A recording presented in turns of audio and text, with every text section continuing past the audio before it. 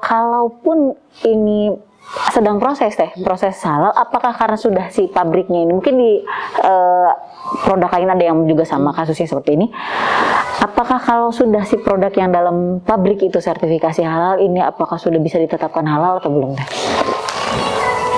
Yang namanya kita misalnya maklon, pabriknya sudah halal. Betul. Tapi kita kan nggak tahu produk yang kita mau maklonin itu memang sudah sesuai standar atau tidak. Betul. Nah, karena kan ada juga formulasi dan lain-lain yang itu juga harus sesuai standar halal ya. Betul. Nah, oleh karena itu makanya yang tadi saya bilang di awal tuh alurnya kayak gimana.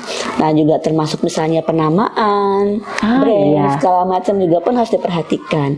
Kalau pabriknya maklonnya halal, tapi misalnya nama produknya adalah lipstick bikini gitu kan nggak boleh, nggak bisa masuk gitu. Itu kan padahal kalau orang yang mungkin sekarang sudah banyak yang mengerti ya teh. Dulu kan kita ya udah kan itu cuma nama, ternyata kita kurang mendalami itu. Nah itu karena kan saya bilang tadi Islam itu kan menjaga ya, makanya di MUI itu memang diupayakan produk-produknya itu memang sesuai standar syariah lah gitu. Karena ini kan untuk muslim. Kalau yang bukan muslim nggak butuh ya nggak perlu, kita nggak maksa. Iya, orang ini kan kita menjaga mungkin ya teh. Kita bukan menjaga untuk umat kita. Kalau misalnya pun ini jadi turun nih pemasukan kita, ya berarti itu bukan karena memang pemasukannya saya hancurkan, tapi memang ini yang memilihnya udah betul dalam jalur yang betul.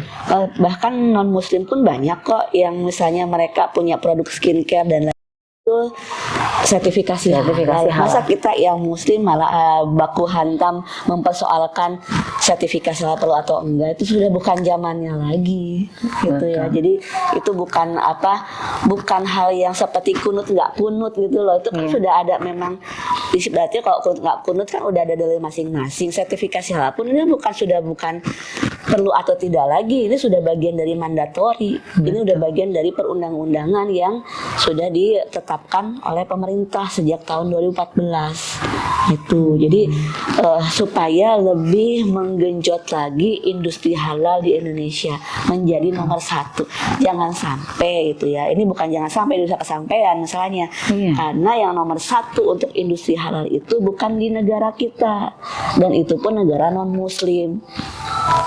Itu bahkan untuk yang namanya produk kemasan misalnya kayak snack segala macam, justru yang banyak itu bukan di Indonesia tapi di Thailand. Kalau untuk daging-dagingan bukan di Indonesia juga, lebih banyak ya ada di Amerika, ada di New Zealand, ada di Australia, yang semuanya negara muslim atau bukan?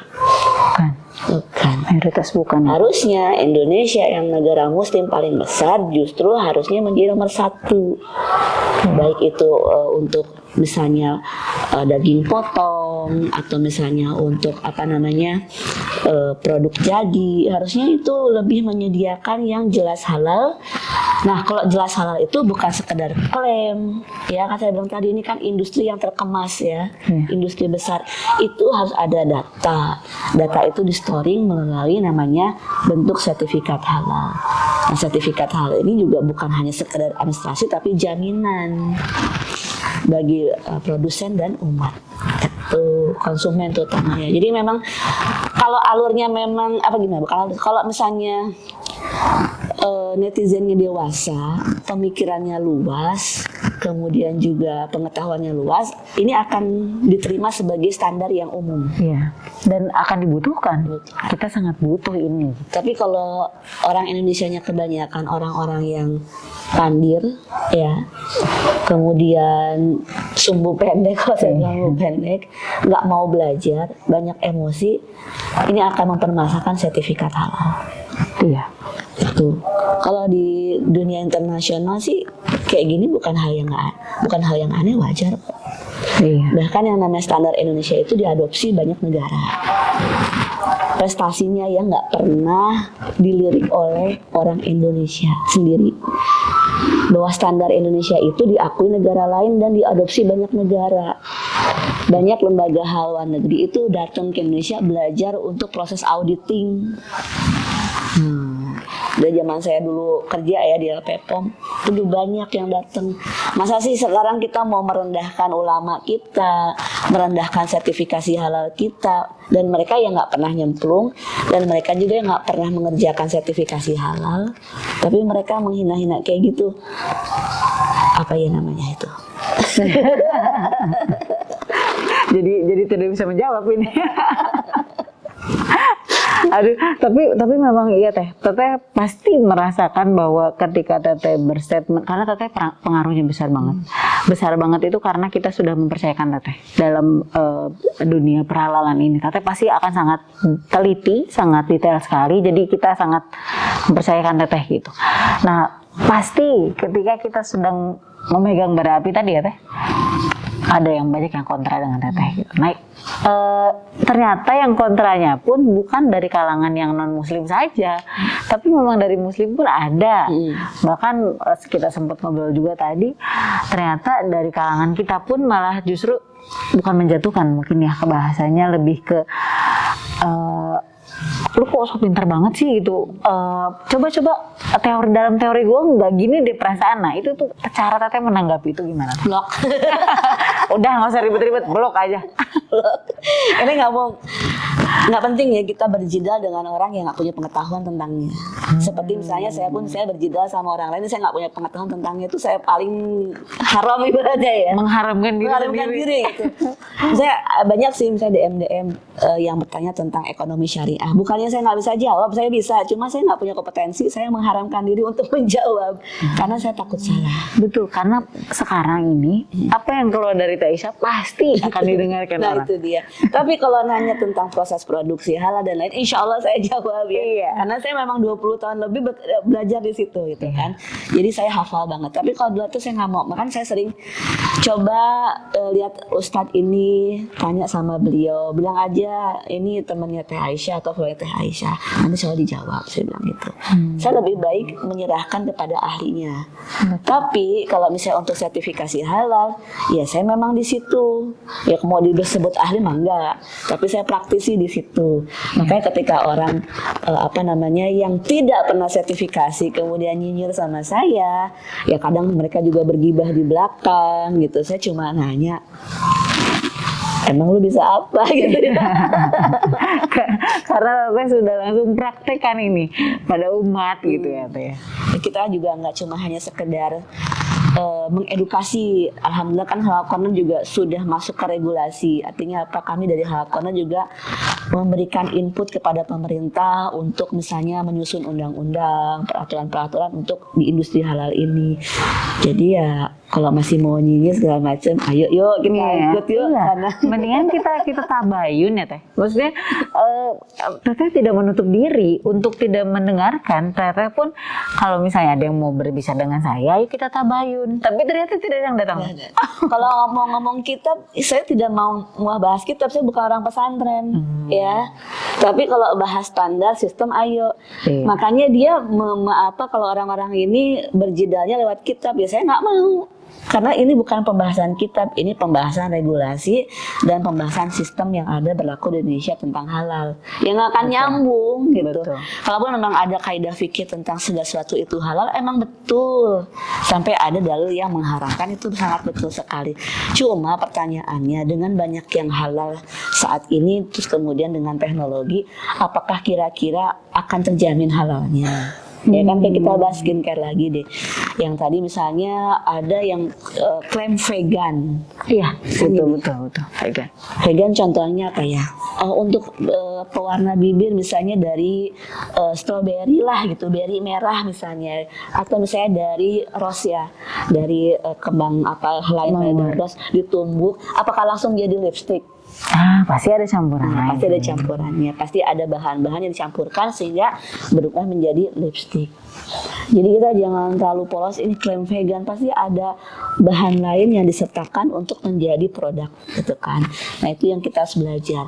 Nah kalau Anda tidak belajar itu, terus Anda menjudge itu dengan dalil-dalil di kitab, tapi nggak utuh dengan proses produksi dan lain-lain, ya udah diem aja gitu. Ya kan malu. Karena Teh Aisyah pun kita sangat yakin bahwa Teh Aisyah pun masuk atau nyemplung di bagian ini tidak serta-merta datang gitu aja. Teteh pun pasti ada punya tabungan keilmuan itu untuk menumpahkannya di sini, gitu. Jadi pasti MUI ini pun orang-orang yang kompeten dalam bidangnya, gitu. Jadi kalau misalnya alurnya itu, kalau ulama kan memang tidak tidak paham teknologi ya. Nah makanya ada ahlinya di sini, auditor halal, yaitu menjelaskan, saya tadi bilang, menjelaskan kepada pihak ulama, ini bahan-bahannya seperti ini tampilan produknya, ini namanya, bagaimana Pak Kiai gitu ya, apakah bisa diterima gitu. Misalnya kalau misalnya ada suatu teknologi yang ternyata itu belum ada dibahas, maka nanti ditunda dulu, kita cari pembahasannya dulu sampai kita cari apakah ini bisa diterima dalam standar syariat Islam atau tidak. Dan siapa bilang yang namanya ulama-ulama kita itu nggak bawa kitab-kitab, bawa kok. Karena saya dulu kan bagian fatwa juga ya. Gitu. Jadi kalau di LPPOM itu di rolling, kerja di LPPOM itu di rolling. Saya kebetulan waktu itu pernah megang di bagian komisi fatwa. Jadi kalau kita mau fatwa itu juga ulama-ulama kadang bawa buku tebal-tebal ini gitu ya. Ada pembahasan dulu sampai memang ketok palu halal. Jadi tidak satu orang menghalalkan, tapi seluruh forum itu menyimak. Betul. Dan itu berat banget loh. Jadi apa ya? Ini bukan main-main loh gitu ya. Ini bukan MUI sedang bermain-main. Enggak, ini kerja itu, kerja buat umat ya. Betul. Dan kalaupun misalnya dulu dibilang MUI cari duit, ya sebagian dananya memang untuk operasional MUI. Betul. Kenapa? 99% itu adalah lembaga dakwah. Kayak misalnya di MUI kan ada yang namanya bidang kewanitaan, ada yang bidang pendidikan, ada yang bidang misalnya masjid, perpustakaan Islam. Itu kan bukan laba, nirlaba semua. Nah, untuk membiayai sektor-sektor itu, dakwah itu siapa? Kita. Enggak kan? Apa pernah Telita diminta bayar dong buat bayar ke MUI? Pasti ini ya teh bidangnya gitu ya. Misalnya ini bukan Telita untuk mensertifikasi, tapi umat di Indonesia pernah nggak ditagih bayaran untuk bayar ke MUI dalam artian membiayai operasional MUI? Pernah nggak? Pasti yang dibebankan pihak ini kan teh, pihak ulama. Nah, Masya Allah kalau almarhum Ustadz Tengku ya, Tengku Zulkarnain, berarti kan pas zaman Pak Jokowi ini kan nggak disubsidi lagi MUI, itu mereka juga merogoh koceknya untuk pribadi. Iya. Nah, makanya nah, saya paling tahu saksi itu solusinya di situ. Makanya Talita mungkin lihat di IG gimana saya berapi-api ngebela ulama. Saya bilang, betul. Silakan Anda hina saya tapi jangan ulama saya. Kenapa? Saya tahu kayak gimana. Sampai ngerogoh kocek untuk namanya operasional supaya ini lembaga ulama ini tidak berhenti. Ya, karena akan memberikan fatwa untuk memberikan solusi bagi permasalahan umat Islam. Apakah gitu kan kami ulama minta digaji dari umat muslim, ada nggak? Pernah nggak kita menggaji mereka? Ini kan mereka nggak pakai pajak. Iya. Kan NGO. Iya. Pernah nggak? Ya wis dah. Ngasih duit kagak ya diam lah. Tidak ada kontribusi apapun gitu ya. Kan. Tidak ada kontribusi. Kecuali kalau semacam saya, ya saya katakanlah memberikan kontribusi di hal ini. Ketika saya mengkritisi para ulama, ya saya punya hak. Ya. Karena saya berjalan dengan mereka. Misal, ada beberapa fatwa yang saya ini kritisi, ya. Saya pertanyakan sama ulama, itu hak saya. Ya, karena saya memang punya kepentingan di situ. Tapi jalannya juga ahsan misalnya. Pak Kiai, ini ada beberapa kata yang saya tidak pahami dan saya kurang setuju kalau di lapangan. Saya kirimkan artikel ya pembahasannya dengan pandangan saya. Mohon Pak Kiai baca. Nah itu mungkin bagian dari tabayun tadi, teh. Seperti itulah Islam, bukan misalnya ente kitabnya siapa, pengasuh ente siapa, kenal kagak gitu ya. Siapa lu? Ayo kita debat gitu ya. Iya nggak bisa. Misalnya kalau, saya bilang sama orang-orang itu, Anda kalau memang punya keberatan terhadap ini, monggo diberikan essay, biar saya membaca pemikiran Anda. Makanya malah dijawabnya gitu, pengasuh Anda siapa, pembina Anda siapa? Jadi seperti gitu ya. Mau tahu siapa pembahasannya? Pengasuhnya udah maut. Iya, pengasuh saya adalah Ibu Aisyah Gerindra. Dia wanita yang membawa sertifikasi halal Indonesia ke tingkat internasional. Apakah Anda bisa mengalahkan beliau? Saya aja belum bisa. Perempuan loh ya, yang membawa sertifikasi halal Indonesia ke standar internasional, diakui sampai diakui. Dan bahkan beliaulah yang menjadi Presiden World Halal Council, di mana lembaga-lembaga HAL di luar negeri itu di bawah dia. Ini makanya yang berdebat kayak gitu ke saya, apakah Anda sudah mengalahkan mentor saya ketika menanya siapa pengasuh Anda untuk mau menghina, itu kan sudah kategori menghina ya. Saya nggak suka itu. Jadi bagi teman-teman nih ya yang ngeliat podcast ini, langsung di konferensi pers hari ini gitu ya. Kalau Anda mau berdebat, kalahkan dulu mentor saya yang sudah tiada ini dari segi keilmuan, karena dia profesor di biokimia, dari segi keberanian beliau, dari segi bagaimana beliau bisa mengangkat Indonesia ke tingkat internasional. Kalau Anda sudah bisa mengalahkan beliau, saya akan berguru sama Anda. Karena beliau pun membuktikan bahwa internasional pun aware ya teh tentang halal ini. Masa kok kita tuh masih debat-debat. Iya, aduh. Udah tutup. Iya betul kata Tata. Itu PR kita. Iya. Ya kalau mereka mau jeda tuh silahkan, tapi saya blok aja, dia nggak perlu, karena kita nggak mau wasting time untuk hal-hal yang nggak penting ya. Karena PR kita masih banyak, mengedukasi yang mau diedukasi, membimbing pelaku usaha yang mau disertifikasi, menjaga alur sertifikasi Indonesia supaya berjalan sesuai dengan pakemnya, jangan kemana-mana, karena kita nggak tahu ya apakah ada kepentingan yang lain kah. Kalau ketika di pemerintah kita nggak ngerti menjaga itu supaya regulasi ini atau aturan-aturan yang dibuat oleh pemerintah sekarang saat ini terhadap halal supaya tidak bablas ya, atau tidak melonggarkan, atau tidak tahu memusingkan pelaku usaha, seperti itulah gitu. Ini kita harus berdiri di situ. Ya kalau Anda hanya bisa mengkritisi tanpa mengkontribusi, ya udah diem. Kalau saya mengkritik pemerintah, ya saya punya hak. Kenapa? Karena saya punya kontribusi. Iya betul. Karena Teteh pun ada di situ, menjadi saksi itu. Teteh pun punya hak untuk mengkritisi itu karena Teteh tahu regulasinya.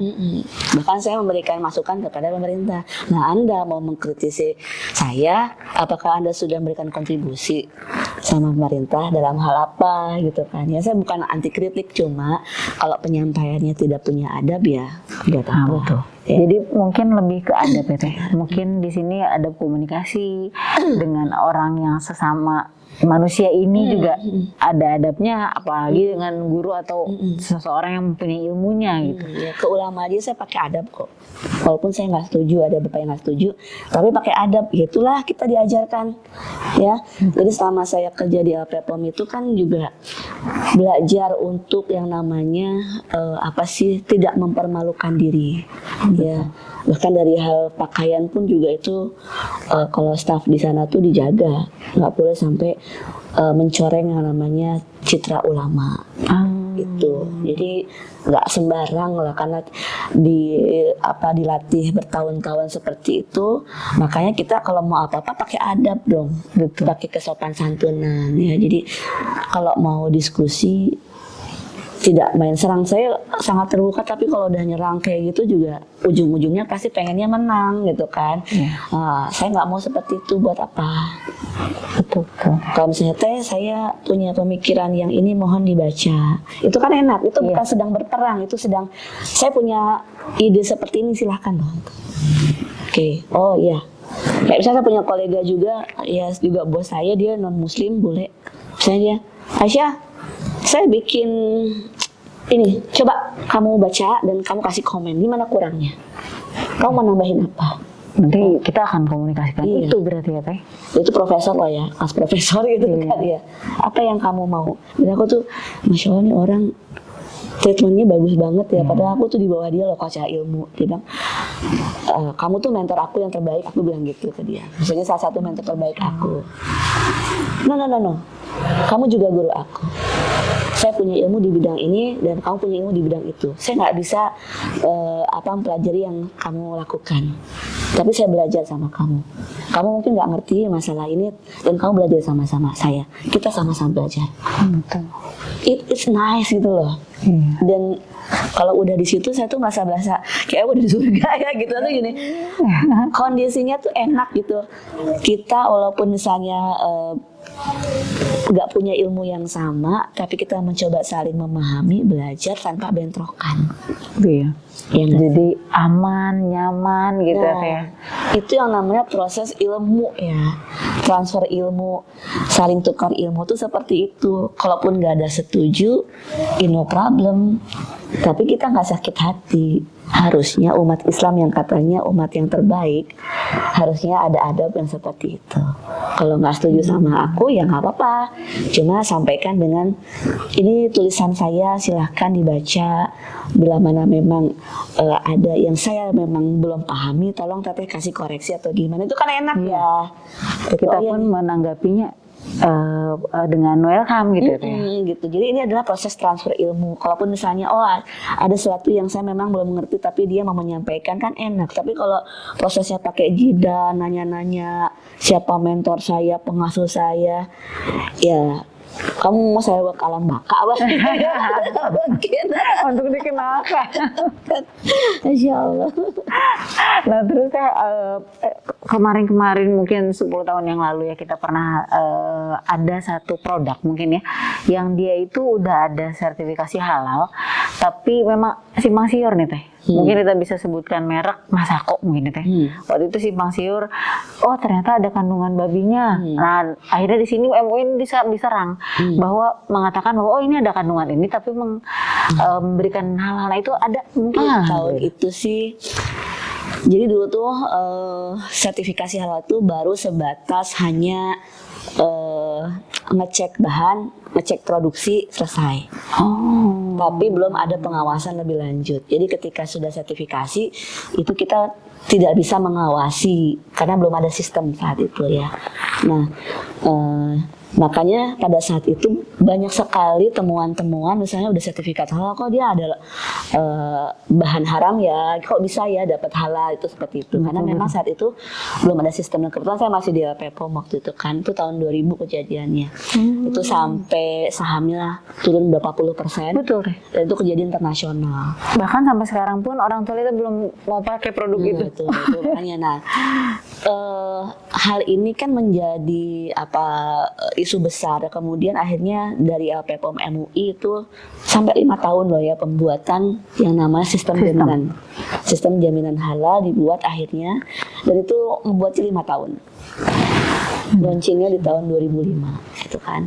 Nah, jadi dibuat sistem ini dibuat untuk sebagai bentuk pengawasan karena kan nggak mungkin juga misalnya kalau MUI saat itu mengawasi satu persatu perusahaan kan nggak mungkin ya. Makanya dibuat sistem seperti itu yang dimana di dalamnya ada internal halal auditor. Kalau sekarang mungkin sebutnya penyelia halal ya. Iya, penyelia halal. Nah itu sebagai perpanjangan atau jembatan antara pelaku usaha atau perusahaan dengan pihak lembaga yang berwenang. Nah sistem jaminan halal ini dibuat yang untuk fungsinya sebagai pengawasan secara tidak langsung, dan itu ada laporan berkala selama 6 bulan sekali. Ya, per 6 bulan itu dilaporkan. Apakah ada perubahan bahan baku, penambahan atau gimana ya, pokoknya setiap perubahan atau apapun itu yang dia termasuk di produk halal itu dilaporkan dalam bentuk sistem jaminan halal ini. Nah dulu nggak ada, makanya sekarang dengan adanya SCH ini ya, jadi alhamdulillah mereduksi yang nakal-nakal. Jadi tidak produsen nggak bisa manipulasi lagi. Nah, berarti sekarang udah semakin ketat ya, semakin ketat. Nah, kemudian juga sekarang adanya undang-undang jaminan produk halal ini, itu pun juga pemerintah membuka yang namanya laporan dari masyarakat ketika memang ada proses sertifikasi yang tidak sesuai dengan standar ya. Misalnya ada pelaku usaha udah ada logo halalnya, udah sertifikat halalnya, kok dia pakai apa namanya bahan-bahan yang tidak halal ya. Banyak yang ngadu tuh begitu, saya ini brand si A begini, brand si B. Saya bilang oke, silahkan, tapi saya minta data. Tidak katanya, kan katanya. Berarti datanya mana, berupa video, berupa foto, berupa dokumen. Apapun itu udah bukti. Kemudian buatkan berita acara. Baru saya akan bantu laporkan. Tuh. Nah, digituin nggak ada tuh yang mengerjakan.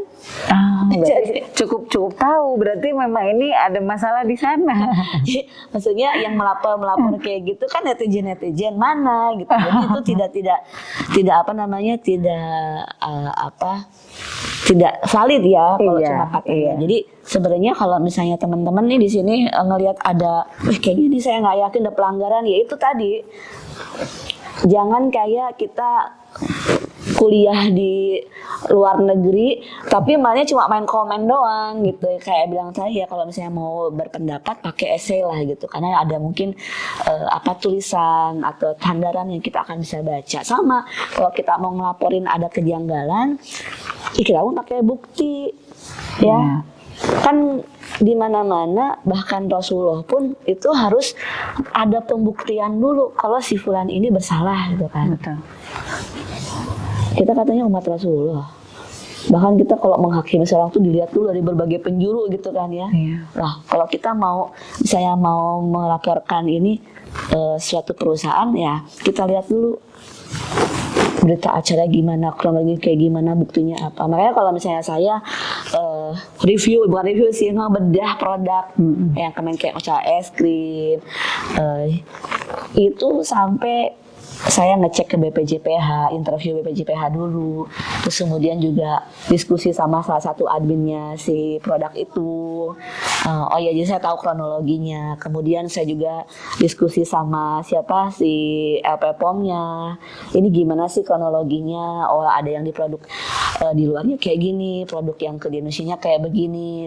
Pokoknya kan saya tidak menyatakan di situ pengharaman, tapi inilah kronologi kenapa dia belum selesai sertifikasi halalnya seperti ini. Tapi kan orang udah keburu sumbu pendek ya. Oh, ini berarti ini. Padahal tidak. Nah, itu kronologi. Dan orang Indonesia itu tidak terbiasa mengkronologikan suatu perkara dengan bukti-bukti. Jadi mungkin ya karena nggak mau ribet tadi ya Teh. Bayangannya mungkin ribet, harus nulis, harus ini, harus nyari lagi. Males ya. Iya. Males. Jangankan males Teh. Kadang-kadang baca buku aja. Nah itu. Komen aja, ternyata di caption udah dijelasin. Wow, udah cepet langsung komen ya, itu mungkin itu, kita masih. Jangan jauh dari kemarin saya bikin list bakery halal, udah ada namanya, udah ada nomor sertifikatnya, udah ada expiry date-nya. Ditanya lagi, ini halal nggak? Aduh. Jadi ini saya lagi ngelucu gitu atau saya bikin ini buat apa? Jadi itu buat apa gitu? Jadi malah udah jelas itu ya. Di situ ada di gambarnya itu si nomor sertifikat halalnya. Itunya ditanya lagi halalnya. Dan itu di captionnya juga, ini list bakery yang sudah bersertifikat halal. Mungkin kurang di bold gitu ya Teh, atau di garis bawahi, dimiringin. Dan udah ada itu sampai tebal gitu ya Allah. Itulah ya, orang Indonesia tuh literasinya tuh Masya Allah buruk banget, saya bilang buruk banget, sampai orang di caption udah ada ya. Kalau istilahnya kalau bahasa gaulnya cubit ginjalnya. Iya. Aku cubit nih ginjalnya nih. Kayak gitu. Iya, karena betul Teteh sekarang sedang mungkin nggak banyak orang yang bisa kayak Teteh, karena pertama mungkin aku takut diserang, aku takut nyinyirin netizen, tapi ternyata kan kata Allah berkah itu berbanding lurus dengan perjuangan kita. Kalau misalnya perjuangan kita sampai udah kayak Rasulullah dihina, di ini, di itu, ya Allah tidak akan meninggalkan keberkahan di situ. Pasti banyak banget berkahnya gitu. Alhamdulillah sejauh ini sudah menikmati. Aduh, Masya Allah. Menikmati bentuk keberkahan dari edukasi halal inilah. Iya, betul kan. Salah satunya diberikan kepekaan sama hal-hal yang haram. Ada ya banyak kisah-kisahnya. Jadi ketika orang mau berdosa tentang yang haram itu pasti ketahuan lah. Iya, betul. Kepekaan. Jadi karena memang di situ sudah disebutkan bahwa ketika orang yang menjaga yang halal itu dikasih kelembutan sama Allah ya hatinya. Nah, ketika hatinya sudah lembut itu maka Allah mudahkan hidayah di situ. Itu termasuk kepekaan salah satunya. Jadi sebenarnya benefitnya banyak sih ya ketika kita jaga yang halal. Bukan ribet banget sih lu, lebay banget sih lu tentang label halal. Jadi kalau misalnya kita memberikan label halal dan itu tidak tidak ada sertifikat halalnya, ini secara teknisnya ya, itu ya nanti kena sanksi pidana itu. Betul. Karena menyalahgunai tadi ya, menyalahgunai si logo tadi. Jadi hati-hati ya kalau teman-teman nih, jangan sampai pasang-pasang logo halal atau klaim halal atau di Instagramnya bilang halal, sementara belum ada sertifikat halal, itu nanti bisa kena tindakan pidana ya, bisa digugat itu. Dan itu akan diperbolehkan. Saya nih sebagai netizen dan saya punya akses untuk menggugat. Betul. Saya bisa menggugat pelaku usaha itu sampai sejatuh-jatuhnya karena memang salah. Iya, karena memang ada undang-undangnya juga ya, Teh. Undang-undangnya. Jadi akan wajar kalau misalnya nanti dijatuhkan sama netizen karena memang Anda salah. Anda nggak boleh nangis gitu. Itu kesalahan Anda itu ya. Makanya kenapa saya suka cerewet. Jangan ya. Karena apa? Betul. Itu bentuk sayang saya sama teman-teman pelaku usaha. Kalau nanti ada yang menggugat dan kemudian usaha Anda sampai beku hancur itu kan. Ayo, gitu kan. Ya, jangan sampai deh gitu. Karena sekarang sertifikasi halal itu bukan sudah ranah MUI dalam artian cuma halal MUI ya, jadi seperti meremehkan, ini udah masuk kategori undang-undang. Iya. Jadi udah kalau undang-undang artinya sudah jadi aturan. Betul. Nah, terus saya mungkin di kita yang masih awam ini nggak juga belum mengerti ya, Teh. Kayak perihal makanan aja mungkin ya, Teh. Kemarin kita sempat dengar masalah tape. Ya itu ya, masalah tape itu yang banyak sekarang dan bikin kita jadi lebih aware-nya gitu. Ternyata sekompleks itu harus kita detail memperlihatkan bahwa tape ini bisa menjadi haram dan bisa menjadi halal. Itu mungkin Teteh bisa jelaskan sedikit ya. Iya, kalau yang jadi haram itu ketika misalnya si air tapenya diambil kemudian difermentasi menjadi lebih lanjut menjadi arak. Tapi kalau tapenya itu halal untuk dikonsumsi. Yang haram itu adalah kalau airnya dipisahin, kemudian difermentasi lebih lanjut menjadi arak. Nah itu kalau di produk namanya ada yang namanya angciu. Iya betul itu Teh. Itu kan dari perasan air tape yang difermentasi lebih lanjut. Itu sebenarnya jadi satu produk itu bisa ada dua status gitu ya. Nah kalau itu difermentasi lebih lanjut jadi haram. Jadi homar jatuhnya. Tapi kalau ini cuma dikonsumsi dengan tapenya ya insya Allah halal. Jadi itu gambaran bahwa sebegitu kompleksnya gitu ya Teh. Kenapa peran MUI itu wajib ada dalam proses sertifikasi halal, karena ternyata bisa juga nih yang halal jadi haram. Nah, dengan cara yang kita nggak tahu dia proses seperti apa. Terus juga ada kemarin tuh Teh tentang gula merah ya Teh. Gula merah katanya kalau tradisional ada bisa jadi haram, jadinya ini karena kandungannya yang belum, nah itu juga kita belum ya betul nira ya namanya. Nira kan berarti kan dia prosesnya di homer. Cuma nanti kita lihat dulu tentang fatwa penggunaan produk samping homer. Yang apakah dia bentuknya liquid, apakah solid. Nah itu kita lihat dulu karena ada perbedaannya nanti.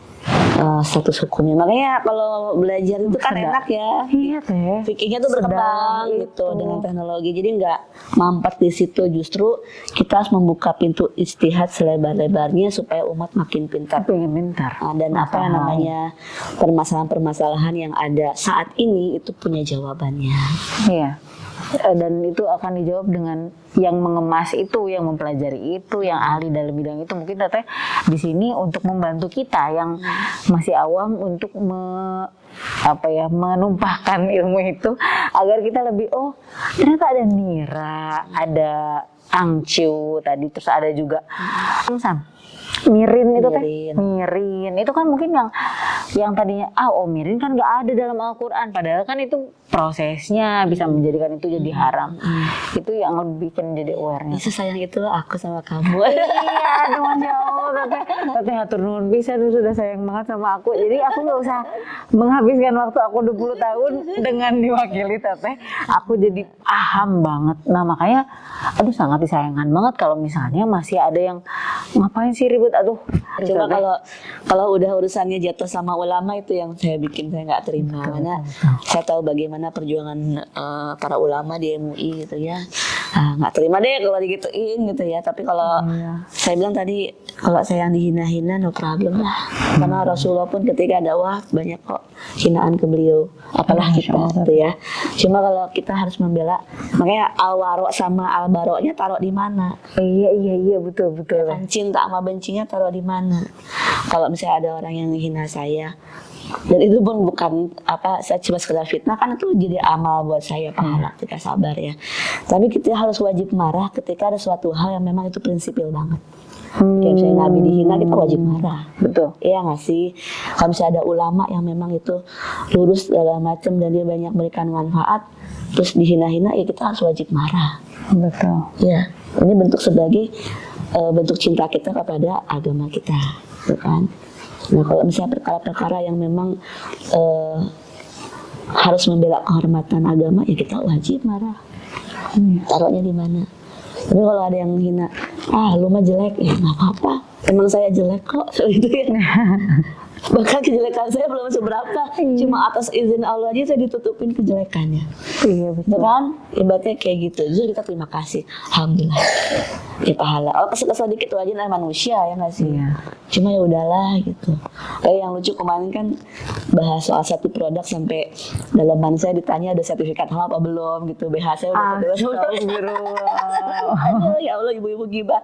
Saya bilang makasih ya, transfer pahala buat saya. Iya betul. Cuma yang saya tegaskan adalah ketika orang menyatakan sesuatu yang saya tidak pernah katakan, itu yang harus diklarifikasi, karena itu hak saya untuk memberikan hak jawab. Jadi kalau dalam jurnalistik ya, itu ada hak tanya, ada hak jawab itu ya. Jadi ketika orang memberikan statement apa-apa, saya punya hak jawab, dan itu diperbolehkan dalam aturan dulu pun boleh ya.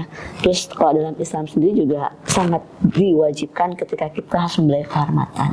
Karena ini yang sifatnya prinsip yang terkait hukum syara, maka saya sangat wajib mempertahankan kehormatan, gitu kan. Itu berboleh. Iya.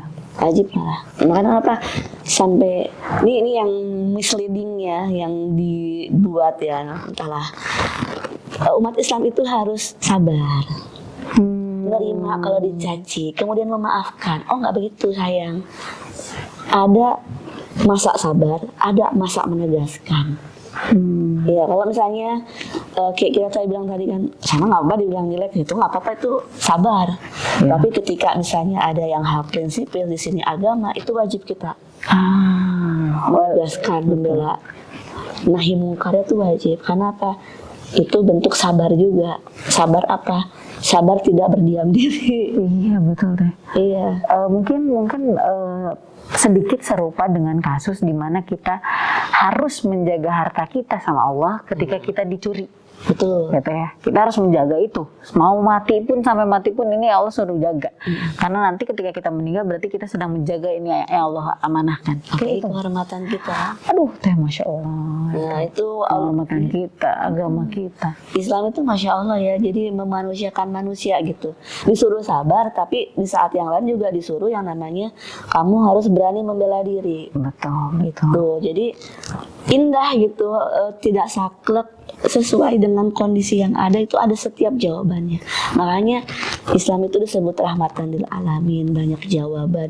Bahkan yang detail pun itu ada jawabannya gitu. Pertanyaannya apakah kita sudah belajar sampai sana? Iya betul. Adalah waktu kita dihabiskan buat yang lain itu. Saya aja maka sampai sekarang merasa belum banyak ilmu karena masih banyak dipelajari. Iya, Masya Allah. Benar-benar harus sampai Isa ini teh. kering lah urutnya. Iya. Apa mungkin yang Lita juga ini ya Teh, yang Lita juga masih simpang siur mungkin ya di kalangan teman-teman Lita juga yang kita cari. Di sini ulama juga memperbolehkan yang ini, ulama memperbolehkan masalah ini Teh, yang kalau misalnya kita ke suatu kafe nih, satu kafe ini menjual bir kalengan yang itu memang sudah haram. Yang satu kafe lagi dia menjual bir yang bisa dituangkan ke gelas, otomatis kita ada peluang untuk meminum gelas yang juga tertuang bir itu. Nah itu ketika waktu itu kita diskusi, ada yang menyarankan atau enggak ada yang memberikan masukan bahwa selama kita nggak melihat hal yang najis itu ada di dalam wadah kita, di situ hal. Nah itu gimana Teh? Ini prinsipal halalnya di situ. Memang sih kalau di zaman dulu itu gini, adalah kasus ketika misalnya seorang muslim berkunjung kepada orang Nasrani. Betul. Ya, jadi ketika misalnya Nasrani itu minum khamar, itu kalau cuma dibersihkan udah selesai, ya kan? Memang betul seperti itu. Cuma di situ kan ahli kitab zaman sekarang sama zaman dulu sama nggak sih? Iya, beda. Beda lah. Ya. Ahli kitab zaman Rasulullah kan mengakui kerasulan Rasulullah ya. Iya betul. Dan kan di kitabnya ada gitu kan. Nah, kalau sekarang diperangi. Makanya kalau MUI sendiri lebih kepada unsur berhati-hati. Jadi kalau untuk hal-hal seperti itu lebih baik dihindari. Ya memang sih kisahnya ada, tetapi bukan relevansi ya. Fakta yang ada ahli kitab zaman sekarang itu tidak ada. Maksudnya seperti zaman dulu tuh nggak ada, dan Injil pun juga sudah banyak yang tidak asli. Yang tidak asli kan nggak ada sekarang ya di sini tuh, banyak yang menyimpang. Jadi kita nggak bisa mengambil pendapat itu karena konteksnya memang tidak sesuai dengan standar apa yang dengan hadis itu. Makanya untuk berhati-hatinya MUI tidak mengambil yang disebut ahli kitab zaman sekarang itu bisa sebagai kalau misalnya sembelihan ahli kitab itu nggak bisa. Karena tadi ya referensi ahli kitab zaman sekarang tuh nggak sesuai dengan ahli kitab zaman dulu gitu. Jadi itu kita nggak bisa mengambil referensi di sana karena ketidaksesuaian karakteristik ahli kitab zaman sekarang Dengan yang zaman dulu ya. Nah itu makanya buat MUI berhati-hati. Jadi sembelihan dari ahli kitab atau misalnya kita apa ya tadi yang wadah tadi lebih hati-hati tidak. Iya. Berarti si kafe-kafe ini juga belum tersertifikasi halal ya kan? Iya, apa namanya? Apalagi kalau ada yang homer kan, misalnya menjual homer di dalamnya, apalagi seperti itu, ya nggak boleh kita duduk di situ seharusnya. Walaupun itu kalengan ya Teh, karena di minimarket ini kan masih minimarket kan bukan tempat untuk makan. Oh, jadi ketika kita ada yang menyediakan dine in mungkin ya Teh, di situ jangan di ini. Tapi kalau misalnya untuk minimarket itu masih boleh, karena tidak ada disediakan. Jadi di hadisnya itu adalah jika kamu duduk di tempat makan. Jadi bukan penjual hanya bukan penjual lapak ya, dalam artian toko, bukan. Iya. Kecuali kalau memang di hadisnya di tempat menjual, nah itu pasti masuk hukum di situ. Tapi kalau janganlah kamu di tempat makan yang disediakan arak di situ, itu nggak boleh. Nah kemarin juga ada sempat sih, ya mudah-mudahan Allah mengampuni saya. Jadi ya apa namanya, yang muslim sih ya, karena saya juga ya memahami lah karena beliau lah mungkin memang mengkonsumsi miras gitu kan di meeting di situ, dan saya nggak tahu kalau itu tempat menjual miras. Saya duduk di situ, udah mulai udah langsung keringetan deg-degan ya, tadi nggak minum nggak apa. apalagi Teh tanpa Teteh berbicara pun ya, misalnya Teteh tanpa berbicara pun Teteh masuk ke dalam restoran yang belum halal, pasti sudah langsung, oh berarti ini halal nih karena Teh Aisyah kesini. itulah beratnya mungkin ya, amanah ketika kita menyuarakan si masalah halal ini. Ya, karena beliau juga belum paham, jadi saya ya memaafkan lah gitu ya. Nah, kita justru harus edukasi dan semoga kedepannya ya beliau jadi memahami kalau ketemu jangan tempat kayak gitu lagi. Gitu kan. Tapi itu bisa dibilang titik kritis juga Teh, karena Lita pun kemarin juga beberapa kali gitu klien Lita ngajak meeting itu kan di kafe. Kebetulan memang konsultasi ya Teh. Jadi senyamannya beliau lah. Ketika hadir, Teteh pesan menu dulu. Pas lihat menunya, aduh ini ada Homer walaupun berbentuknya kaleng ya. Di situ langsung berkecamuk lah ini hati. Apakah ini boleh atau enggak ya, akhirnya tidak jadi pesan makanan walaupun ternyata sudah jatuh haram ketika kita hanya duduk ya Teh. Ya duduk di situ, makanya saya bilang kemarin karena nggak tahu gitu. Iya betul. Jadi semoga Allah mengampuni. Nah itu juga udah nggak betah aja pengen buru-buru keluar gitu kan ya. Saya kira tuh tempat makan biasa gitu kan. Oh ya deh, karena biasanya kalau kita meeting sama klien kan makan biasa ya. Nah taunya ini memang benar-benar bar gitu kan. Benar-benar sampai nggak ngomong. Saya bilang saya gimana? Iya Teh, aku juga keringetan, aku juga deg-degan katanya. Jadi ya udah, ya itu pembelajaran ke saya juga ya. Kalau next mungkin saya juga tahu dulu nih misalnya tempat meeting di mana. Ya itu kan namanya orang kan pasti ada ketemu lalainya hilafnya. Dan saat itu memang saya benar-benar nggak tahu kalau tempat itu ternyata menyediakan Homer. Ya Allah, aku deg-degan banget gitu ya. Dan ibu mau minum apa? Lihat ya Teh. Alhamdulillah memang sebelumnya udah makan gitu ya, jadi udah ada alasan dan itu nggak bohong gitu kan. Ini udah makan, jadi kita lanjut aja deh diskusi gitu kan ya, mengalihkan. Lanjut ke diskusi, kita hanya diskusi selesai, udah selesai. Oke, ada lagi, kalau nggak ada mungkin aku mau keluar lagi ya, mau pamit ya gitu ya. Jadi memang ada lagi jam sekian memang ada event lagi gitu, ada kegiatan lain. Oke Bu, langsung ngetik. Oke kita keluar.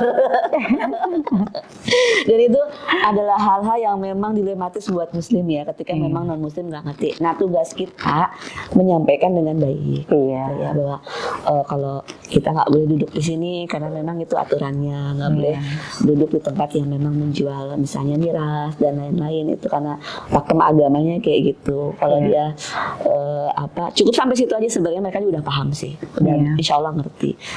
Jangan sampai kita gimana sih lo, ya jangan gitu juga ya. kayak misalnya lagi ada gibah terus kita saya izin ke belakang ya, harusnya sudah paham. Oh kenapa nih dia tuh? Kita kayaknya lagi gibah. Udah deh gitu. Harus ada kepekaan itu mungkin kita sebagai seorang muslimah ya. Nah terus untuk teman-teman kita yang mungkin pengen mensertifikasi tadi UMKM gratis ataupun ada industri dan penjualan lain yang juga pengen mensertifikasi, itu caranya gimana Teh? Ya pertama belajar dulu. Nah kalau di Halal Corner kan ada kelas seri cara mudah sertifikasi halal, tapi memang berbayar sih. Dan itu 5 materi ya. Jadi silahkan kalau mau ikut bulan depan bisa ikut. Nah ini insya Allah besok nih kita mau belajar untuk seri cara mudah sertifikasi halal, atau kalau mau juga bisa langsung datang ke lembaga sertifikasi untuk memulai pendaftaran. Terus saya sarankan sih persiapan dulu ya, biar nanti prosesnya cepat gitu. Biasanya yang bikin lama itu adalah daftar tapi belum siap. Jadi banyak yang lihat revisi-revisi ini ya gitu. Jadi sebenarnya sebelum daftar itu siapin sampai ya kalau saya bilang sih minimum cash gitu ya. Jadi nggak ada nanti dari pihak auditornya ngasih catatan-catatan, ataupun kalau catatan dikit tentu pun bisa selesai dikerjakan. Jangan sampai ngasih catatan yang major gitu ya. Jadi sehingga banyak makan waktu lagi untuk menyelesaikan. Nah itu sebenarnya yang banyak terjadi di pelaku usaha. Kok lama ya gitu, kok ini karena mereka yang membuat lama. Kalau secara standarnya maksimal 3 bulan sertifikasi itu, dari mulai daftar sampai keluar sertifikat halal. Tapi kalau misalnya produknya itu sudah siap, nggak bermasalah, karena kita udah persiapkan 1 bulan juga keluar. Cepat ya sebetulnya Teh. Cepat. Jadi tinggal mungkin kita bisa di websitenya itu ya Teh. Di websitenya kita penuhi, ada kan flyernya itu ya Teh. Mungkin lewat BPJPH bisa, lewat MUI masih bisa sekarang Teh. Iya masih. Lewat MUI bisa. Nah, nanti mungkin tinggal ikuti alurnya, kita serahkan berkasnya, tinggal menunggu ya Teh. Iya. Jadi nanti tinggal audit dan lain-lain gitu kan. Itu pun sebenarnya 1 bulan sudah selesai kalau memang secara standar dan proseduralnya kita udah siap semua. Nah, yang kebanyakan ketika mereka bilang sertifikasi halal itu lama, ribet karena mereka tidak mempersiapkan. Itu contohnya kayak misalnya produk-produk yang itu dari luar. Iya. Nah, pasti kan butuh dokumen. Kita minta misalnya dokumen ke supplier kita yang di luar negeri. Itu nggak mungkin 1 hari itu langsung dapat. Iya. Minimal itu adalah 3 minggu. 3 minggu tuh paling cepat. Bisa sebulan, 2 bulan itu nunggu satu dokumen. Iya. Jadi yang nanti bakal lama itu biasanya di situ gitu kan. Nah itu makanya saya selalu bilang sama pelaku usaha baik di kelas seri cara mudah sertifikasi halal ini ataupun klien-klien saya, persiapkan dulu. Terus ada kalau misalnya konsultan lain yang saya 3 bulan selesai, monggo saya bilang gitu. Saya nggak, kalau misalnya ada yang mau, saya tidak menjanjikan cepat dalam persiapan. Tapi ketika sudah siap, saya menjanjikan cepat 1 bulan bisa.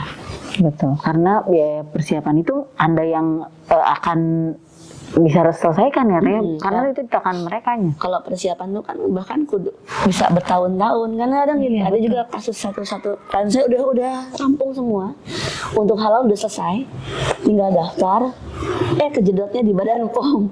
Jadi udah setahun lebih belum selesai Badan POM-nya. Nah kalau misalnya udah BPOM nih Teh, dia mau lanjut ke halal, apakah tinggal menyerahkan berkas BPOM itu atau? Itu salah satu berkas yang dipenuhi, izin edar ya.